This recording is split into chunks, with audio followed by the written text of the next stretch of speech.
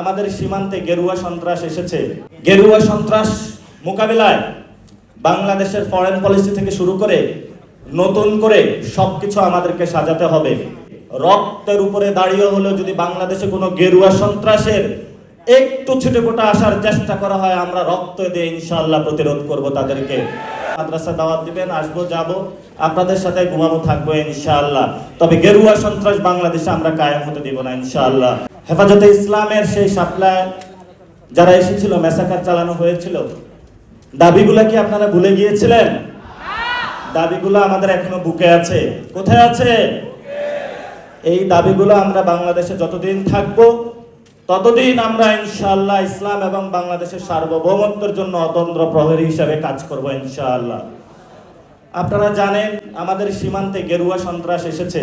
গেরুয়া সন্ত্রাস মোকাবিলায় বাংলাদেশের ফরেন পলিসি থেকে শুরু করে নতুন করে সবকিছু আমাদেরকে সাজাতে হবে। এই গেরুয়া সন্ত্রাসের শিকার মোদি যখন বাংলাদেশে এসেছিল, আপনারা সবাই রাজপথে নেমেছিলেন এবং অনেকে শহীদ হয়েছিলেন, জেলে গিয়েছিলেন, মনে নাই আপনাদের?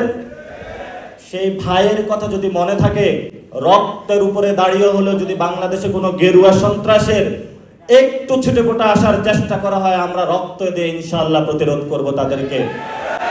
সে আহ্বান রেখে আমি আমার কথা শেষ করছি। দোয়া করবেন, ভালোবাসা থাকবে, আপনাদের মধ্যে জায়গা দিবেন, আপনাদের বাসায় দাওয়াত দিবেন, মাদ্রাসা দাওয়াত দিবেন, আসবো যাব, আপনাদের সাথে ঘুমাবো, থাকবো ইনশাআল্লাহ। তবে গেরুয়া সন্ত্রাস বাংলাদেশে আমরা কায়েম হতে দিব না ইনশাআল্লাহ।